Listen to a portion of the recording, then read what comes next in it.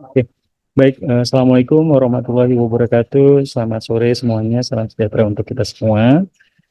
Senang sekali hari ini, hari Kamis, 29 Agustus 2024. Kita bertemu kembali di kegiatan perkuliahan di sore hari ini. Pertemuan kedua ya, mata kuliah digital marketing. Nah, hari ini sesuai dengan informasi di minggu lalu, bahwa ada yang presentasi, yang bertugas untuk presentasi. Kemudian sebelum saya coba tampilkan, saya coba share sebentar materinya ya. Baik, oke.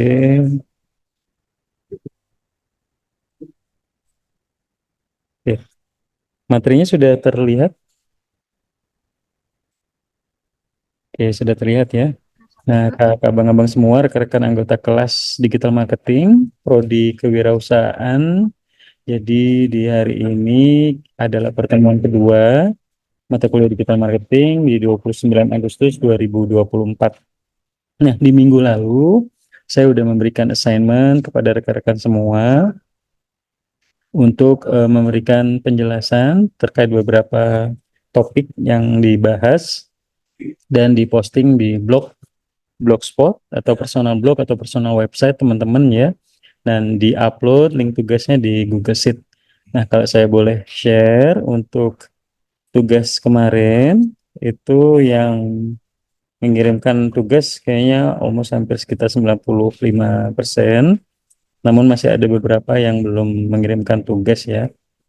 Jadi kalau di tugas pertama ini saya lihat ada beberapa orang yang tidak mengerjakan tugas. Aidil, Aldi Octavianus, Antonio, kemudian Muhammad Zaki Zalwakar ya. Ini ada Wilson Ambarita, ini datanya kok nggak ada, bentar ya. Ada yang ke delete kayaknya nih, Wilson Ambarita. Oke. Wilson Ambarita. Oke, kita lanjut ya. Oke, terima kasih yang sudah membuat tugas tepat waktu. Saya biasanya akan membatasi tugasnya sesuai dengan waktunya. Jadi kalau kemarin waktunya itu saya minta di hari Rabu, deadline-nya paling lambat jam 5 sore ya. Ya, setelah jam 5 sore, linknya saya akan tutup dan teman-teman nggak bisa mengupload tugas lagi. Nah, karena tugas ini proporsinya besar, presentasi untuk penilaiannya besar, jadi saya minta untuk teman-teman semua, selain kegiatan perkuliahannya hadir tepat waktu, open camp selama kegiatan perkuliahan, teman-teman juga aktif untuk membuat tugas setiap minggunya ya. Jangan sampai tugasnya nggak dibuat ya setiap minggunya. Oke. Nah, Pak izin Pak, ya silakan. kemarin saya udah ngumpul Pak, tapi dari email teman, karena nggak bisa ngumpul dari HP saya. Atas nama siapa? Nanti di Muhammad Jaki Pak. jam berapa itu uploadnya? Karena memang saya batasi setelah jam 5 sore teman-teman nggak bisa ngupload input link gitu ya. Sebelum jam 3-an gitu diupload sih Pak. Oke, atas nama Jaki. Iya, iya Pak. Atas nama Jaki, saya cek di sini Muhammad Jaki Zalwakar. Ini nggak ada datanya. Berarti nggak diinput sama temennya ini. Next bisa diinput sendiri ya biar bisa make sure bahwa tugasnya sudah terupload. Oke, selanjutnya untuk presentasi di hari ini, saya persilakan kepada Syifa Amelia Rezeki. Untuk yang pertama, saya berikan waktu 5 menit aja untuk presentasi pertanyaan dan menjawab pertanyaan dan menjelaskan soal nomor 1 dan nomor 6. Syifa udah siap? Sudah, Pak. Oke. Silakan kepada Syifa, waktu dan kesempatan saya persilakan. Baik, terima kasih, Pak.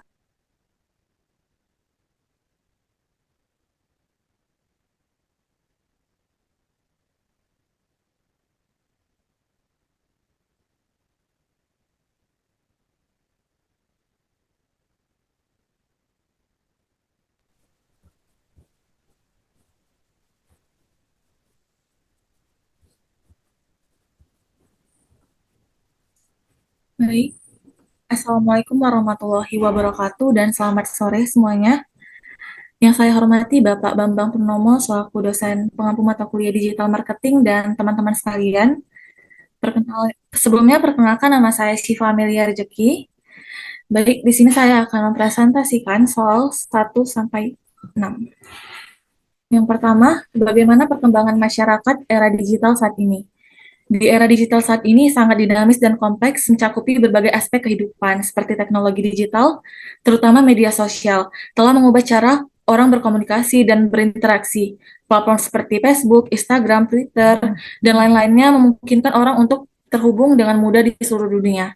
Ada juga perdagangan e-commerce telah mengalami lonjakan besar dengan banyak bisnis beralih ke model online, dan juga aplikasi pembayaran digital dan dompet elektronik juga semakin populer. Semakin mempermudah pembayaran pembayaran transaksi dan finansial. Dan juga teknologi seperti kecerdasan buatan AI, Internet of Things atau IoT sedang berkembang pesat dan mulai mempengaruhi berbagai aspek kehidupan secara keseluruhan. Era digital membawa banyak peluang dan tantangan. Yang kedua, apa itu Internet of Things atau IoT dan contoh implementasi IoT yang sudah berjalan di dunia saat ini. IoT adalah teknologi yang menghubungkan berbagai perangkat fisik ke internet sehingga mereka bisa saling berkomunikasi dan bertukar data. Seperti contohnya di bidang kesehatan, yaitu seperti Apple Watch dapat membantu aktivitas tubuh kita, data jantung, dan pola tidur, serta memberikan informasi berguna tentang kesehatan. Yang ketiga, pengertian dan konsep Big Data.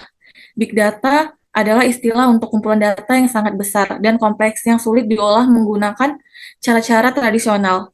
Data ini bisa berasal dari banyak sumber, seperti ada beberapa konsepnya. Itu yang pertama ada volume, ini berarti jumlah data yang sangat besar. Yang kedua ada velocity, ini mengacu pada seberapa cepat data dan harus diproses. Yang ketiga ada variety, ini berarti data datang dalam berbagai bentuk. Yang keempat, seberapa efisien pemasaran online menggunakan big data. Pemasaran online dengan menggunakan big data sangat efisien dan bisa memberikan banyak keuntungan bagi bisnis. Dengan big data, perusahaan bisa menganalisis informasi yang sangat banyak tentang pelanggan mereka. Ini membantu mereka untuk lebih memahami apa yang diinginkan pelanggan dan bagaimana mereka berperilaku. Misalnya, perusahaan bisa mengelompokkan pelanggan berdasarkan kebiasaan dan minat mereka, sehingga bisa mengirimkan iklan atau penawaran yang lebih relevan. Yang kelima, jelaskan menurut Anda apakah menargetkan iklan dan membuat iklan lebih baik menggunakan big data. Menurut saya, menggunakan big data untuk menargetkan dan membuat iklan lebih baik dan sangat bermanfaat. Dengan big data, perusahaan bisa mengumpulkan banyak informasi tentang pelanggan seperti apa yang mereka cari, beli, atau suka di internet. Ini membantu perusahaan untuk mengetahui lebih detail tentang siapa audiens mereka dan yang mereka butuhkan.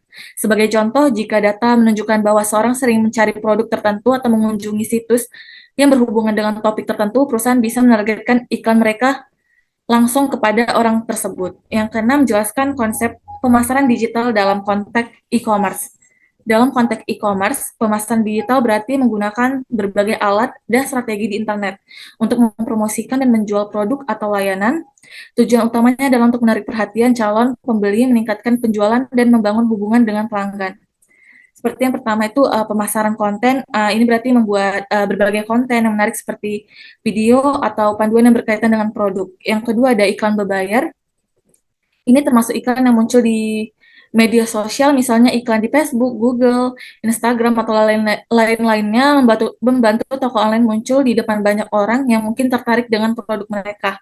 Yang ketiga, ada media sosial, platform seperti Instagram, Facebook, dan lain-lain juga digunakan untuk berinteraksi dengan pelanggan dan mempromosikan produk. Baik, sekian dari presentasi saya. Jika ada kata-kata yang salah, saya mohon maaf. Saya akhiri. Wassalamualaikum warahmatullahi wabarakatuh dan selamat sore semuanya. Terima kasih. Terima kasih buat Syifa untuk penjelasan di sore hari ini.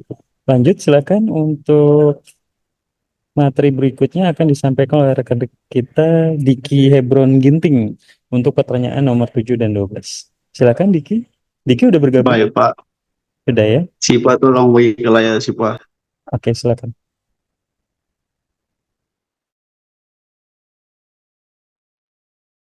Oke, baik. Sebelum memulai presentasi, saya perkenalkan diri saya. Nama saya Diki Abang Ginting. Di sini saya akan mempresentasikan nomor 7 sampai nomor 12. Lanjut, Sip. Yang pertama itu kerangka kerja e-commerce. Kerangka kerja e-commerce meliputi yang pertama itu platform e-commerce, yaitu sistem toko online. Yang kedua payment gateway, yaitu proses pembayaran.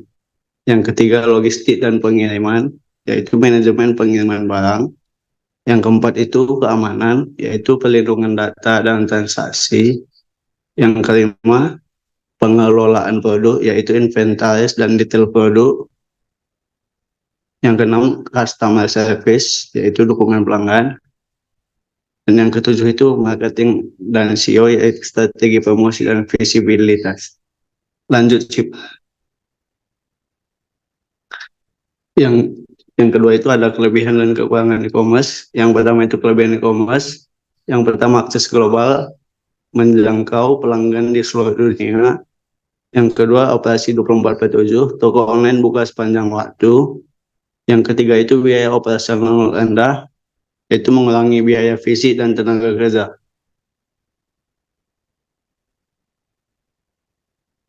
Kekurangan e-commerce yang pertama itu ketergantungan pada teknologi, yaitu memerlukan infrastruktur digital yang baik. Yang kedua keamanan data, risiko terhadap pencurian data dan penipuan. Yang ketiga keterbatasan interaksi fisik, tidak ada pengalaman langsung dengan produk. Lanjut, Sip.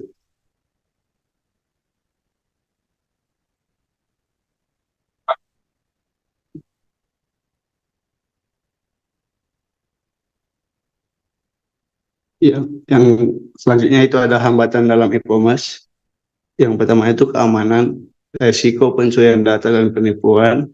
Yang kedua kepercayaan konsumen, kesulitan membangun kepercayaan tanpa interaksi fisik. Yang ketiga keterbatasan teknologi, yaitu ketergantungan pada koneksi internet dan perangkat. Yang keempat regulasi dan pajak, yaitu tantangan dalam mematuhi peraturan lokal dan internasional. Yang kelima itu pengiriman dan logistik, masalah dalam pengiriman barang yang efisien dan tepat waktu.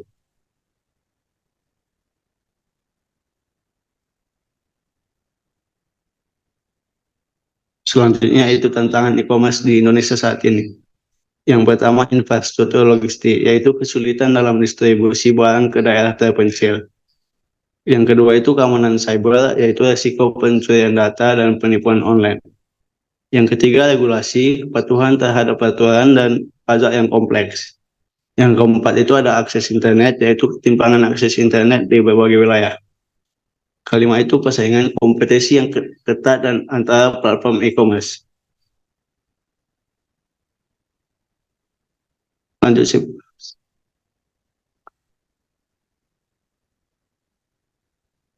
Selanjutnya itu ada dampak pertumbuhan e-commerce bagi perekonomian Indonesia. Yang pertama itu peningkatan PDB, yaitu menyumbang pertumbuhan ekonomi melalui transaksi online yang meningkat. Yang kedua, penciptaan lapangan kerja, yaitu membuka peluang kerja baru di sektor teknologi, logistik, dan layanan pelanggan.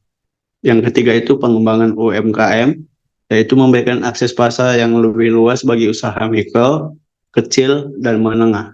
Yang keempat itu peningkatan investasi, menarik investasi domestik dan asing ke sektor digital. Yang kelima itu efisiensi pasar, mempermudah akses konsumen ke produk dan jasa, serta meningkatkan kompetisi.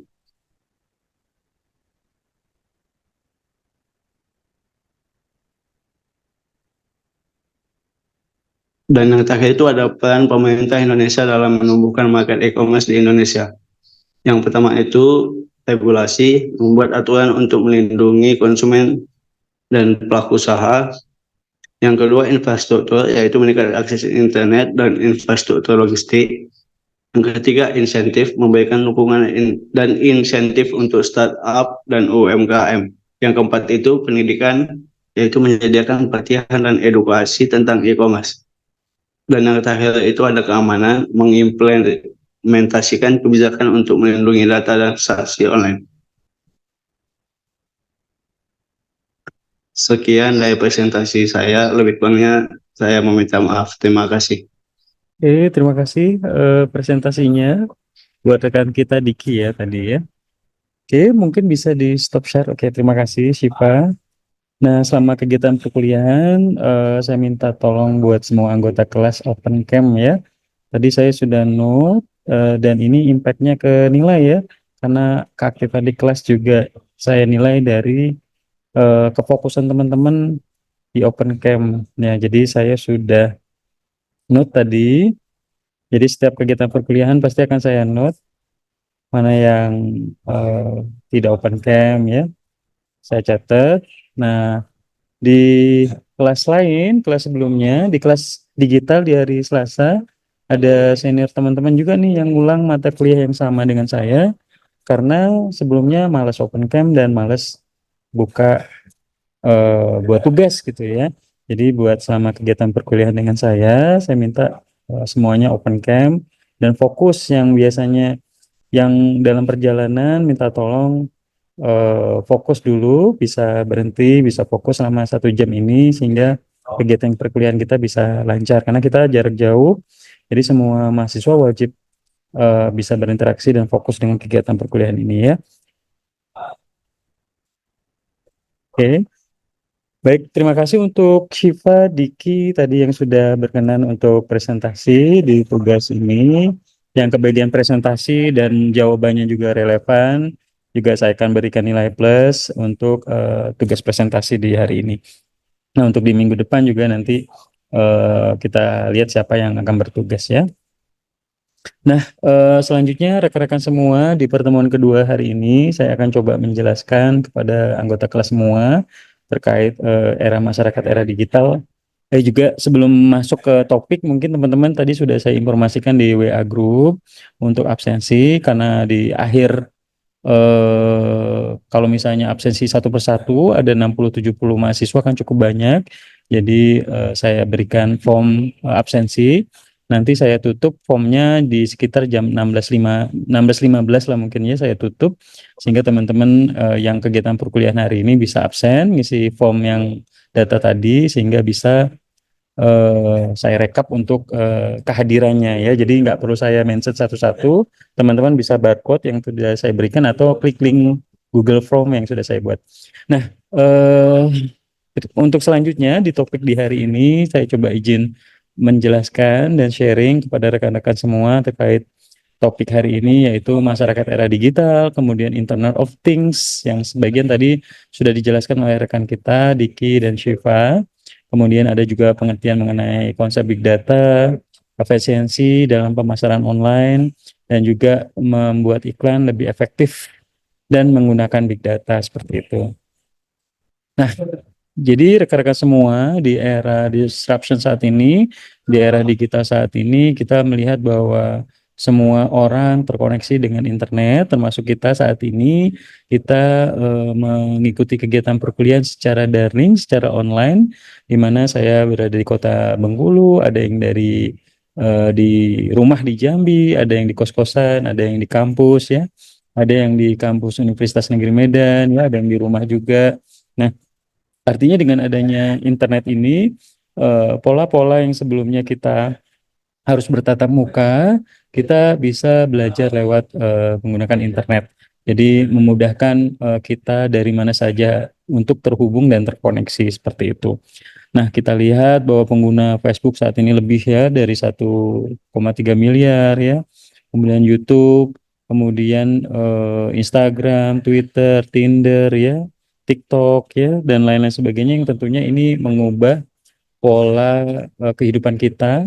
Kalau misalnya ya saya misalnya ya, pada saat saya traveling, kalau dulu harus menginap di hotel gitu ya, sekarang saya bisa pesan di Airbnb dengan harga lebih murah tapi lebih lengkap, bisa sewa apartemen dengan harga terjangkau dan bisa merasakan kehidupan seperti masyarakat lokal misalnya kita berada di luar negeri gitu ya. Jadi ini bisa eh, memudahkan kita, misalnya kita punya rumah yang mau disewakan lewat Airbnb bisa, teman-teman juga bisa juga menyewa gitu ya pada saat traveling gitu. Jadi memang perubahan ini juga sangat luar biasa. Nah, contohnya sendiri misalnya bisnis transportasi yang saat ini merubah landscape-nya, ada Gokar ya, ada kalau dulu hanya terpaku pada Bluebird misalnya ya di Indonesia, sekarang ada Uber, ada Grab ya, ada GrabCar, kemudian ada Gokar misalnya ya. Kemudian tadi largest accommodation provider. Jadi Airbnb ini saat ini juga menjamur karena ya mereka bekerja sama dengan para pemilik properti untuk menyewakan propertinya kepada pelancong atau traveler dan lain sebagainya gitu ya. Jadi seperti konsepnya Gojek, misalnya Gojek adalah kumpulan dari bapak-bapak ojek online, kemudian melayani pelanggan, kemudian mereka mendapatkan insentif menggunakan sistem fee atau biaya layanan misalnya ya. Kalau Airbnb kurang lebih sama, tapi khusus untuk properti rental. Kemudian nih dulu kita menulis diary misalnya di Facebook, di ini ya di buku diary ya. Sekarang berpindah ke Facebook, kita bisa sharing, bisa berteman di sana ya bisa sampai 5.000 pertemanan. Kemudian juga kalau teman-teman public figure atau selebgram, teman-teman bisa membuat fanpage sehingga followersnya juga bisa lebih banyak dibandingkan Facebook yang biasa gitu ya. Kemudian juga ada Instagram, TikTok ya. Kemudian ada juga e-commerce dari China, Alibaba.com, the most valuable retailer. Jadi mereka juga nggak punya gudang penyimpanan.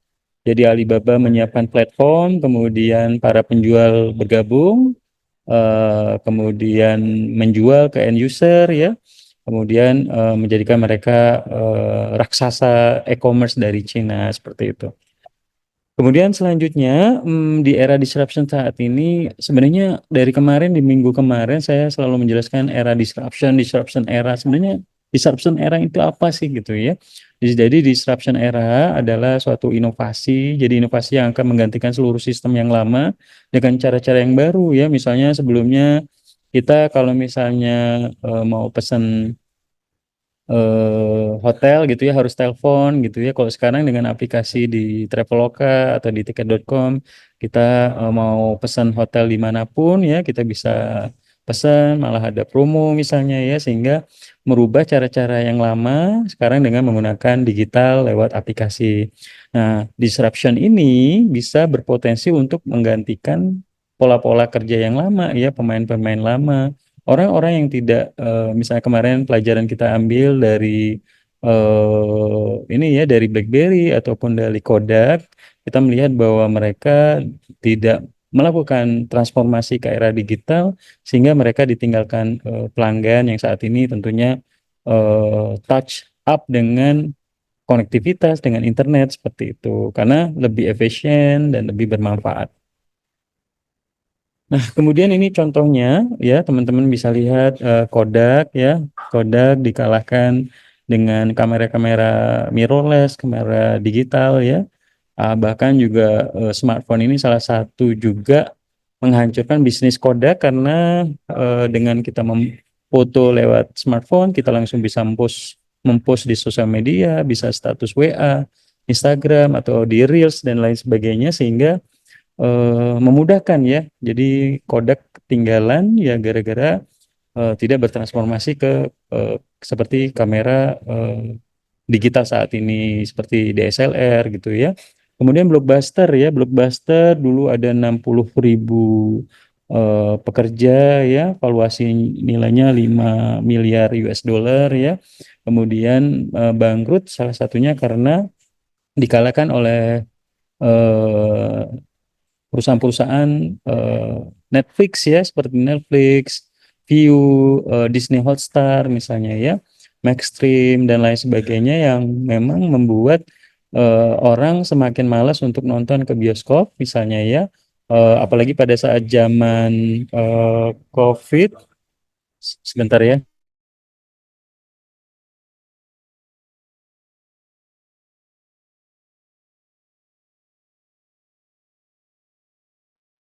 Oke, saya lanjutkan. Jadi eh, apalagi di era COVID di tahun 2020-2021 di mana masyarakat enggan untuk ke mall gitu, ke 21 atau ke XS1 atau CGP ya misalnya ya.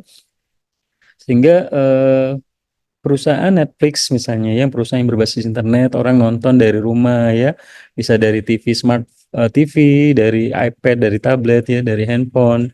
Kita bisa nonton film-film terbaru, serial, drakor dan lain sebagainya, sehingga ini membuat bisnis-bisnis bioskop konvensional itu ditinggalkan. Kemudian ada juga Nokia ya, dulu Nokia pada saat jaya-jayanya, saya ingat banget tahun 2003 punya pertama kali masuk kuliah di Padang, kemudian orang tua di Jambi, kemudian saya ini ya komunikasi dengan orang tua, salah satunya menggunakan handphone Nokia. Dulu zaman itu ada Nokia 2100, 3100 ya, macam-macam ya, yang masih cuman bisa texting dan bisa telepon doang ya, telepon dan SMS. Kalau sekarang kan luar biasa. Nah, Nokia pada saat jaya-jayanya mereka tidak bertransformasi, dan saya ingat betul tahun 2009 saya lihat bahwa perusahaan berbasis Android, kemudian juga berbasis operating system iOS ya, Apple mengeluarkan iPhone 3G pada tahun 2009, dan ini merubah landscape bisnis smartphone, sehingga Nokia mulai ditinggalkan dan akhirnya ya kalah dengan pabrikan seperti Samsung, Apple, kemudian Xiaomi ya, kemudian ada juga Oppo, Vivo, dan lain sebagainya, pabrikan-pabrikan Cina yang menguasai market pasar saat ini dengan segmen bawah, segmen menengah, ataupun di flagship segmen atas seperti itu. Kemudian selanjutnya di masyarakat era digital saat ini ada yang namanya Society 5.0, di mana masyarakat saat ini semakin maju, semakin melek dengan teknologi, dengan internet.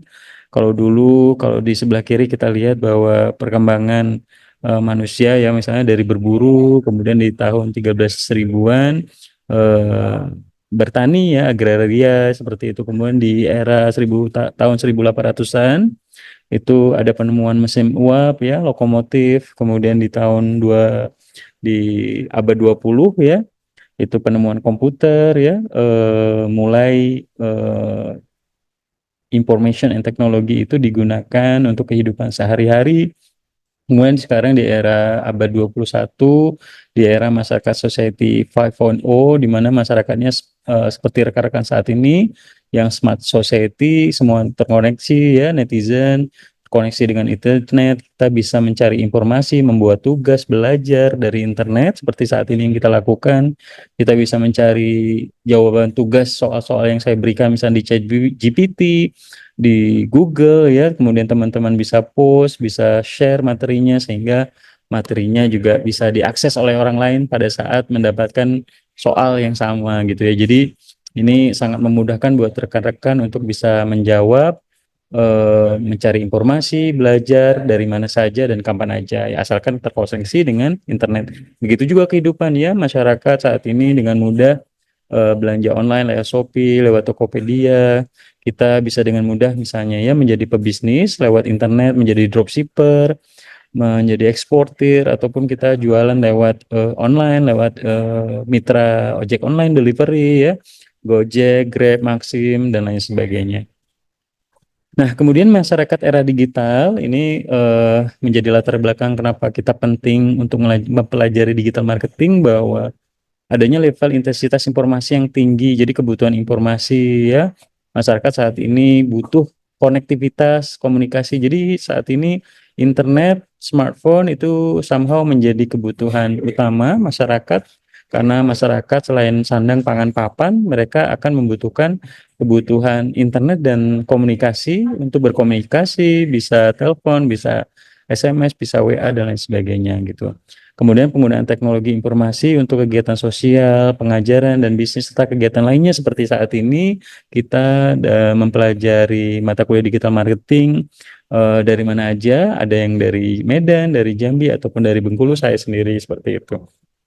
Kemudian kemampuan pertukaran data digital yang cepat dalam jarak jauh, saya bisa mengirimkan chatting real time, kemudian saya bisa mengirimkan materi, saya bisa mengirimkan link absensi, dan lain sebagainya. Teman-teman bisa bersama-sama menginput link di link tugas, sehingga saya nggak perlu rekap manual, jadi teman-teman bisa input di link yang sama because the link is editable. Jadi dengan kemudahan ini kita bisa menyimpan data, saya bisa mengecek link tugas dari laptop, dari tablet, dari handphone gitu ya, sehingga bisa monitor proses pekerjaan, deadline tugas teman-teman semua.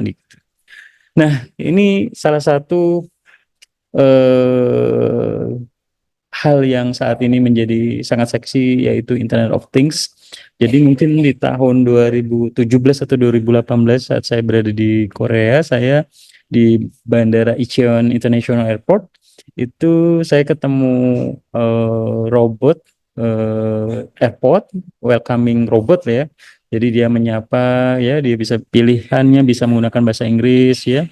Jadi Internet of Things ini saat ini menjadi hal yang sangat luar biasa karena sangat memudahkan kita, bahkan di beberapa perusahaan di Jepang seperti hotel ya, mereka menggunakan robot untuk melayani customer. Jadi frontliner atau customer service di hotel itu sudah mulai ditinggalkan dan digantikan oleh mesin ataupun robot gitu ya.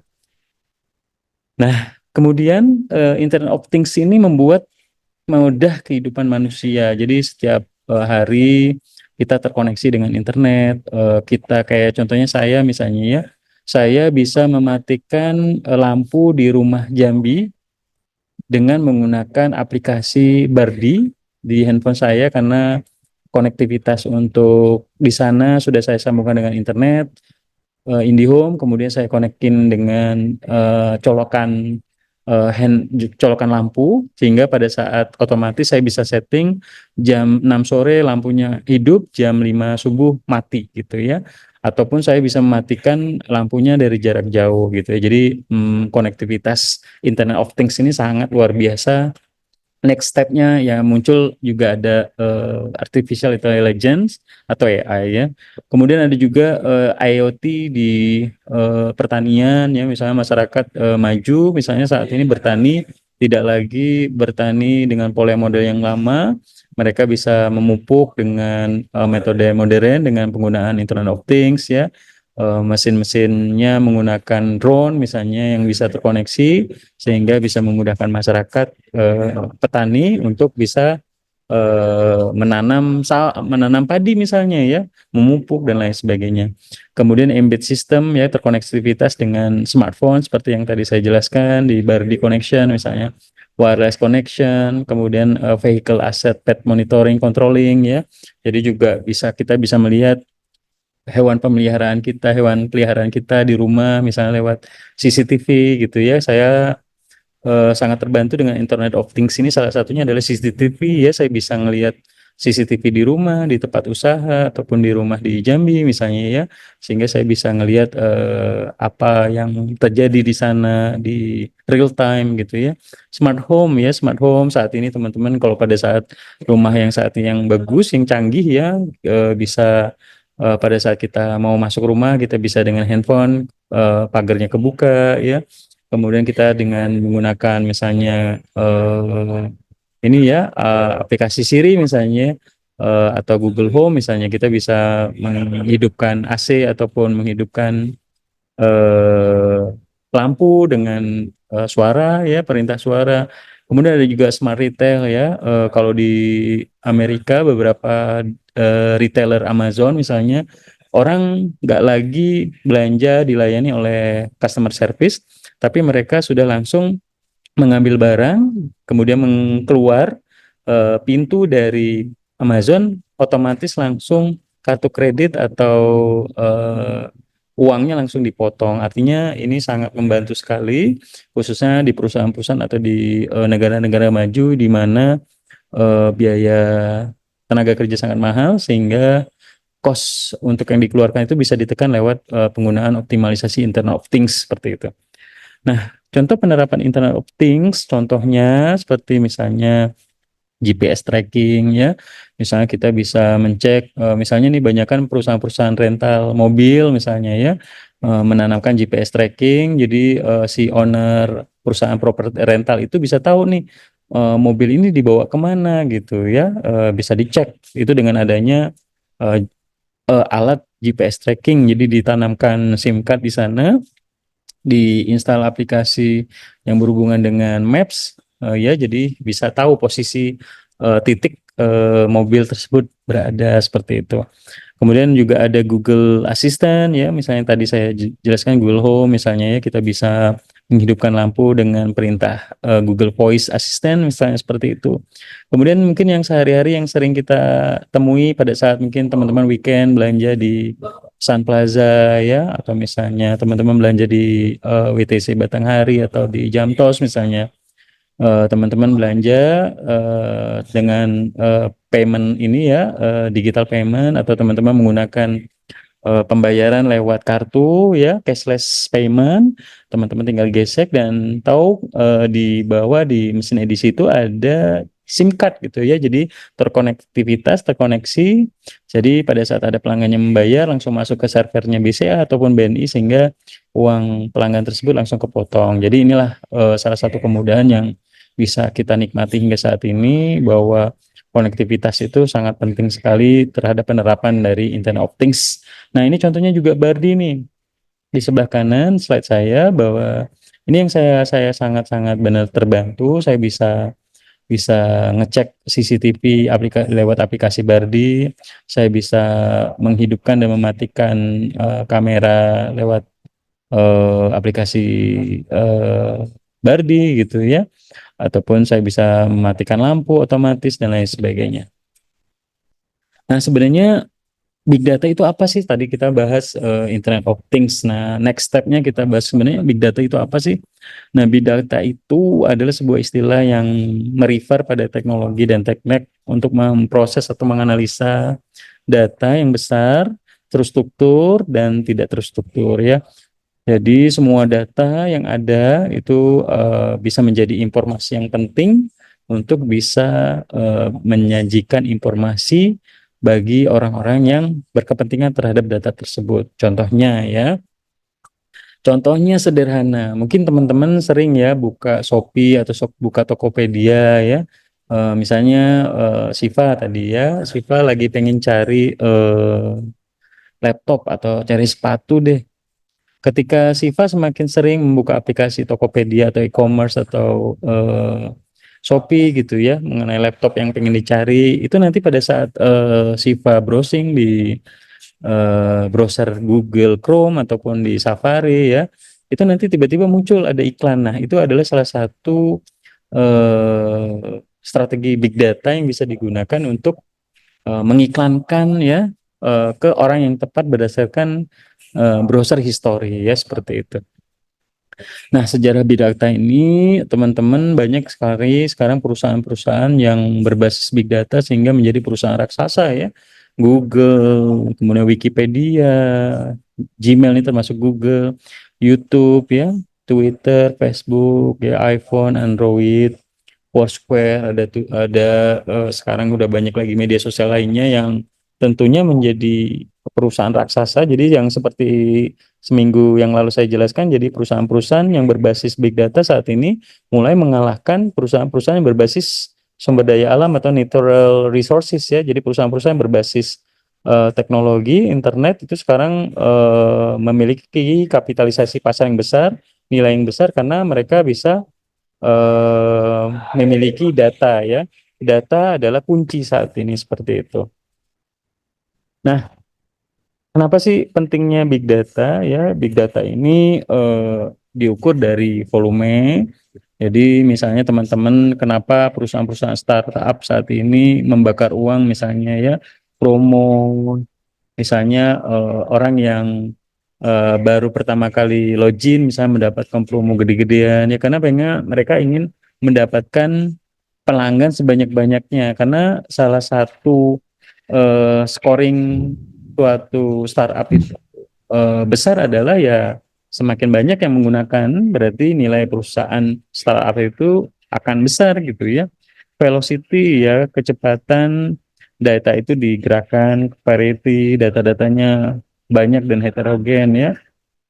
Kemudian ada veracity, keakuratan data tersebut, nilainya dari data itu berguna nggak bagi perusahaan, kemudian validitas dari data tersebut, kemudian variability, kemudian venue, vocabulary, dan venue-ness ya. Jadi banyak sekali perusahaan-perusahaan big data saat ini yang menurut saya menjadi yang memudahkan juga menurut saya. Kita bisa belanja di online dengan mudah, kemudian kita bisa melakukan transfer data, transfer uang, kemudian besoknya barang sampai misalnya ya. Jadi perusahaan-perusahaan yang berbasis big data saat ini menjadi perusahaan yang nilainya sangat besar, dan ini juga bisa menjadi kesempatan buat rekan-rekan untuk bisa masuk ke perusahaan-perusahaan tersebut ya. Perusahaan IT, perusahaan telekomunikasi yang tentunya seperti di Telkomsel sendiri kita menerapkan sistem CRM, Customer Relationship Management, dan ini tentunya berhubungan dengan data juga ya. Data pelanggan Telkomsel ada sekitar 180 juta pelanggan misalnya. Dari 180 juta itu kan banyak tuh datanya. Mulai dari nama lengkap, alamat, hobi misalnya ya, handphonenya apa, dan lain-lain sebagainya. Jadi ini merupakan suatu informasi yang bisa kita jadikan unggulan bagi perusahaan untuk bisa bersaing dengan perusahaan lainnya. Kemudian big data ini ketika kita ngobrolin mengenai big data, pasti ini akan memudahkan atau cost saving ya, jadi biaya costnya semakin murah karena perusahaan akan gampang untuk misalnya mengiklankan suatu produk layanan. Misalnya nih contohnya saya misalnya menaikkan iklan misalnya IndiHome gitu ya. Saya bisa memprofiling umur orang yang saya pilih misalnya di wilayah kota Jambi atau di kota Medan, umur yang di range 18 sampai 50 tahun, kemudian berada di titik koordinat di kota Jambi atau kota Medan. Itu bisa dilakukan dengan adanya big data. Kemudian time saving, kita juga bisa lebih efisien dibandingkan dengan kita konvensional ini ya, mengiklankan misalnya. Kemudian social media listening, mengakuisisi pelanggan bisa menggunakan big data, kemudian juga bisa mendapatkan market insight. Misalnya di suatu daerah ternyata masyarakatnya lebih senang belanja online daripada belanja offline misalnya. Ada inovasi dan lain sebagainya. Jadi dengan adanya big data yang ada, kita bisa mendapatkan informasi, insight, sehingga bisa membuat bisnis yang relevan ataupun menggunakan big data tersebut untuk menjalankan bisnis yang kita jalani ya di semua sektor. Nah, ini berapa perusahaan yang menggunakan big data, contohnya Walmart, ini juga retailer terbesar di Amerika, Amazon. Kalau Walmart ini kebanyakan offline ya misalnya ya.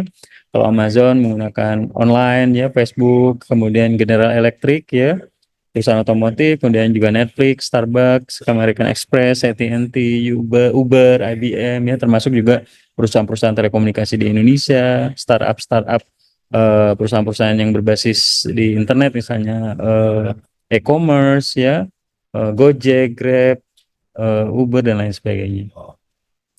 Nah, selanjutnya teman-teman, saya ingin jelaskan juga kenapa sih kita fokus, dan dari latar belakang yang saya jelaskan di dua pertemuan ini, kenapa kita terus fokus untuk bisa melihat digital marketing ini suatu peluang ke depannya, karena banyak keunggulan. Yang pertama, keunggulan digital marketing ini tentunya lebih murah dan efektif. Kita bisa mengiklankan dengan biaya yang bisa termanage lebih murah dibandingkan ketika teman-teman menggunakan tradisional marketing seperti iklan di TV, di baliho, billboard, dan lain sebagainya. Kemudian ada juga lebih interaktif, kita bisa mengukur engagement, interaksi orang yang mengklik iklan kita, kemudian juga merespon isu dengan cepat ya. Target klien juga spesifik, kita bisa menspesifikkan profiling orang yang akan kita iklankan gitu ya, lebih terukur, tidak ada batasan geografis, kaya dengan data. Jadi in the end of pelajaran yang kita ambil dari keunggulan digital marketing ini adalah yang pasti kita bisa dengan efisien memasarkan produk kita sesuai dengan segmen yang kita pilih, kemudian kita eh, bisa interaksi dengan si calon pelanggan kita ya, bisa lewat chat, lewat telepon ya, lewat komen di iklan yang kita buat ya. Kemudian juga tidak ada batasan geografis, kita bisa ngiklankan nggak hanya di kota Jambi aja, kita bisa ngiklan di kota Medan misalnya, kita bisa ngiklan di Jakarta misalnya, walaupun kita usahanya di Jambi, kita bisa mengirim produknya keluar kota dengan adanya teknologi seperti itu.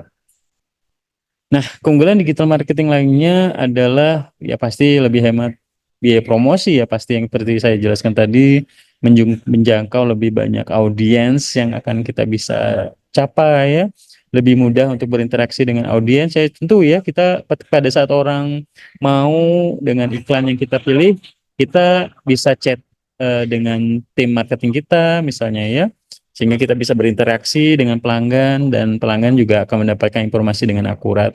Kemudian real time dan lebih terukur, aktivitas pemasaran juga lebih ringan. Jadi artinya tim pemasaran saat ini nggak seperti dulu ya, yang harus promosi di simpang-simpang lampu merah, masang poster di titik-titik tertentu, kemudian masang spanduk, ya baliho. Sekarang orang kalau data sebelumnya kita lihat hampir 70-an% penduduk Indonesia itu sudah menggunakan smartphone, which is ini means sangat penting bagi seorang marketers ya. Jadi kita tinggal bisa menggunakan sosial media, menggunakan digital untuk bisa mempromosikan bisnis kita sehingga cost-nya lebih hemat dan tentunya lebih menjangkau lebih banyak orang seperti itu. Dan tentunya terukur itu yang penting.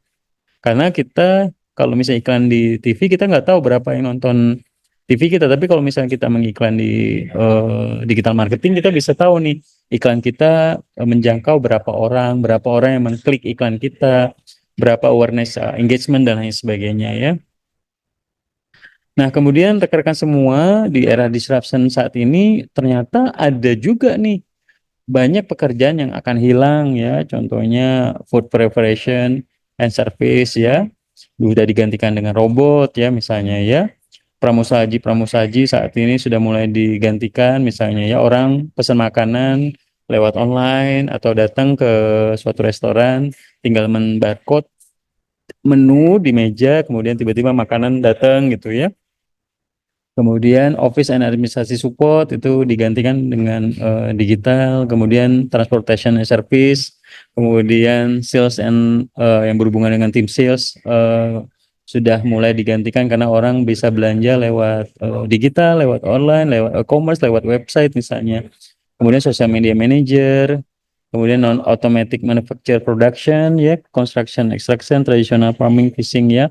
Jadi ada beberapa pekerjaan yang mulai hilang, mulai ditinggalkan dan digantikan yang baru dengan adanya teknologi, adanya digital dan lain sebagainya saat ini. Jadi teman-teman nih bisa melihat nih bahwa pekerjaan-pekerjaan di masa nanti yang akan datang itu banyak juga peluang-peluang yang baru asalkan teman-teman bisa beradaptasi, bisa belajar sesuatu yang baru. Misalnya nih digital marketing butuh orang yang expert di bidang desain, di bidang motion, membuat desain, misalnya membuat desain video ataupun membuat desain gambar ya. Yang tentunya ini menjadi peluang buat teman-teman untuk bisa memasuki di era digital saat ini.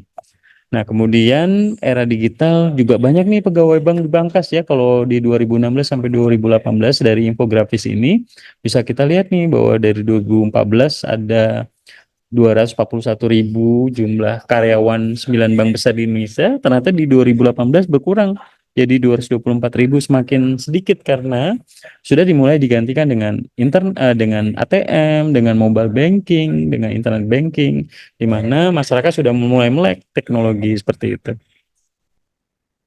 Nah, terus pertanyaannya setelah lulus teman-teman mau kemana ya? Bingung nih, misalnya ada yang mau bekerja, ada yang mau berwirausaha, atau ada yang mau kuliah lagi ngambil S2, atau tidak melakukan apa-apa. Nah, dengan adanya digital saat ini, teman-teman bisa melihat peluang-peluang. Misalnya sekarang teman-teman di semester 5, wah ternyata kalau dijelaskan Pak Bambang tadi, bahwa saya bisa jualan lewat online nih, lewat e-commerce nih, bisa lewat ojek online nih, saya jualan dari rumah, dari kosan, tapi saya bisa punya omset jutaan rupiah dengan jualan online gitu ya. Jadi teman-teman bisa memaksimalkan kemampuan yang teman-teman miliki untuk menciptakan sesuatu yang baru ya buat teman-teman ya.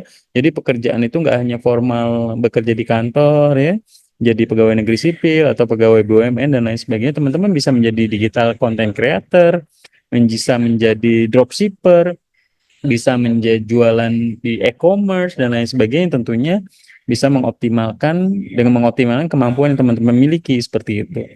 Teman-teman bisa membuat desain yang bagus, fotografi, misalnya pada saat teman-teman memposting iklan, teman-teman pasti membuat foto yang bagus biar orang menarik, kemudian diedit, kemudian diposting, dan tentunya ini bisa menjadi daya jual buat teman-teman, bisa menjual produk dan layanannya lewat digital, lewat internet ataupun lewat e-commerce.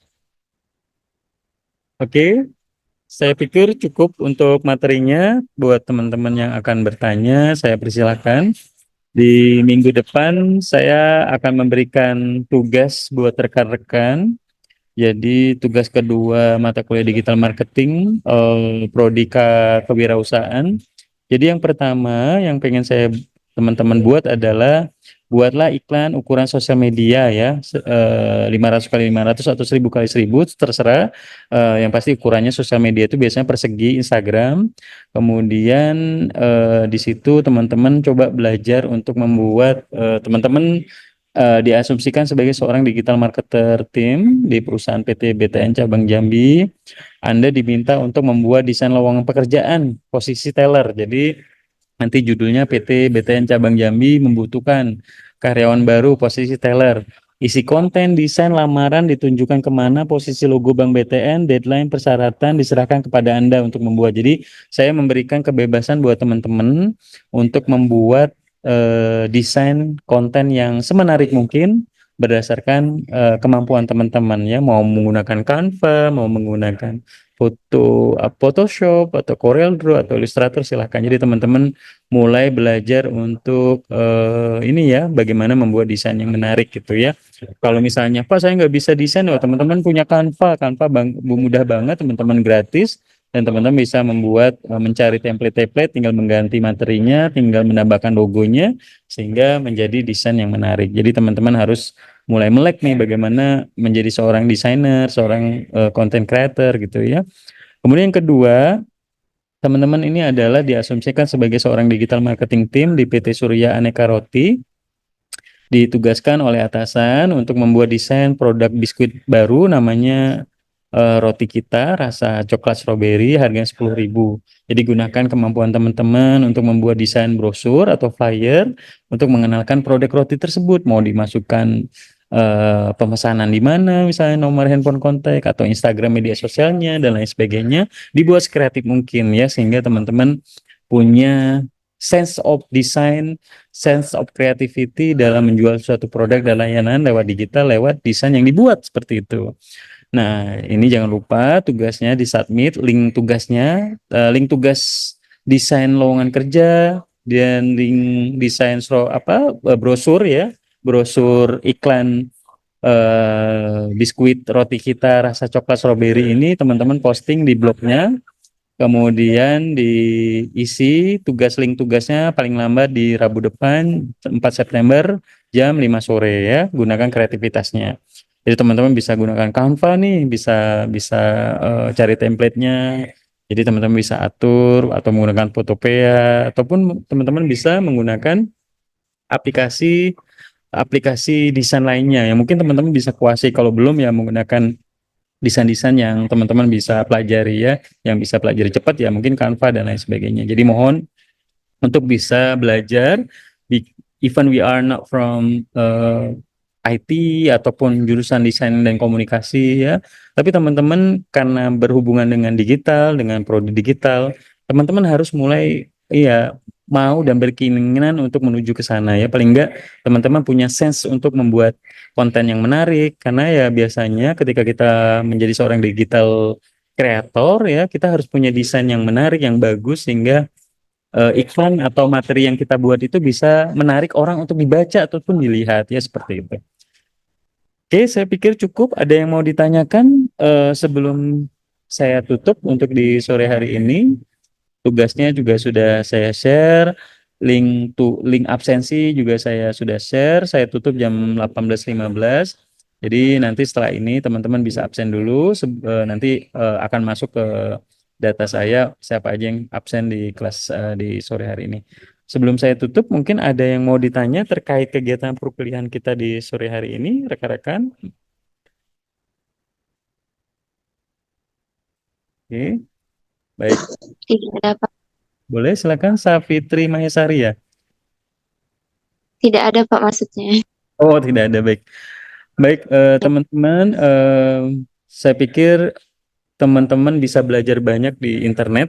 Makanya saya di sini akan membimbing dan banyak memberikan assignment tugas karena teman-teman akan membuat teman-teman terbiasa untuk bisa bekerja mandiri. Karena pun nanti pada saat teman-teman lulus kuliah, teman-teman akan dibiasakan untuk bekerja mandiri ya. Kemudian teman-teman harus mencari informasi bagaimana membuat ini, bagaimana berkomunikasi dengan ini dan lain sebagainya, sehingga saya ingin melatih semua mahasiswa yang saya bimbing untuk bisa terlatih bekerja dengan mandiri. Makanya saya berikan assignment, tugas-tugas yang sederhana. Nanti pada saat misalnya di Ideal misalnya atau Adisti, wah ternyata desain ini menarik nih, saya pengen deh mendalami, saya pengen les lebih dalam, saya pengen belajar otodidak mandiri lewat YouTube, lewat TikTok dan lain sebagainya, sehingga teman-teman ternyata skill teman-teman lebih mumpuni gitu ya. Jadi saya hanya membuka jalan bahwa saat ini di dunia industri banyak sekali membutuhkan seorang digital content creator, digital staff gitu ya, yang sangat melek dengan teknologi, sangat melek dengan marketing ya, sehingga harapannya teman-teman bisa memenuhi dan menjadi orang sukses nanti ke depannya setelah lulus di dunia digital. Saya pikir cukup untuk di sore hari ini. Kalau ada pertanyaan nanti bisa ditanyakan di grup. Jangan lupa absensi. Saya masih kasih waktu sekitar 45 menit sampai jam 6 lewat 15 di link yang sudah saya share. Tugasnya jangan lupa dibuat dan di-upload di link ya. Nanti jangan sampai nanti Pak saya udah ngirim link tapi nggak linknya kok nggak ada gitu ya. Jangan sampai kosong tugasnya karena nilai tugas dan nilai kehadiran dan nilai on cam itu sangat saya prioritaskan ya untuk sebagai fokus teman-teman mengikuti kehadiran kelas kita ya. Beda kalau misalnya teman-teman kuliah offline mungkin saya bisa lihat langsung tapi karena kita ada yang di Medan, ada yang di Jambi, ada yang di Bengkulu, jadi saya harus membuat sistem ini agar teman-teman terbiasa untuk bekerja ataupun berkonektivitas secara daring atau online ya, seperti itu. Saya pikir cukup teman-teman semua. Terima kasih untuk di perkuliahan sore hari ini. Sampai jumpa di minggu depan. Tetap jaga kesehatan, tetap jaga ini ya, fokus ke kuliahnya. Mumpung kita masih muda, masih diberikan kesehatan, kita kuliah yang benar, teman-teman. Orang tua teman-teman menguliahkan teman-teman itu luar biasa ya effortnya. Jadi jangan juga udah dikuliahkan dengan baik sama orang tua kita malah menyia-nyiakan, malas buat tugas, malah males masuk kuliah. Jadi saya harap teman-teman benar-benar bisa memanfaatkan momen ini untuk belajar dengan baik sehingga nanti bisa sukses ke depannya ya. Pasti di sini semua mahasiswa saya ada 58 orang, 60 orang ini pengen sukses semua ya ke depannya, nggak mungkin nanti pengen nggak sukses, pasti pengen sukses semua. Nah, pesan saya adalah ya gali potensinya mumpung masih muda. Yang belum bisa bahasa Inggris, dilatih lagi bahasa Inggrisnya, era kompetisi saat ini makin ketat. Yang nggak bisa IT, nggak bisa komputer, belajar lagi, les lagi, masih mumpung banyak waktu, masih semester 5. Jangan juga nanti baru lulus pada saat nyari kerja ditanyain sama ini perusahaan yang mau diwawancari, bisa komputer nggak bisa Pak gitu ya, jadi sangat malu gitu ya. Saya yakin mahasiswa yang berhubungan dengan prodi digital saat ini saya yakin akan memiliki kemampuan yang baik dari sisi digital, dan teman-teman calon entrepreneur nih ya, calon pengusaha sukses yang harapannya bisa menciptakan lapangan pekerjaan yang lebih banyak lagi ke depannya. Saya pikir cukup, mohon maaf jika ada yang kurang berkenan. Wabillahi taufiq wa hidayah. Wassalamualaikum warahmatullahi wabarakatuh dan semangat pagi semuanya, selamat sore. Semangat pagi, selamat sore, Pak.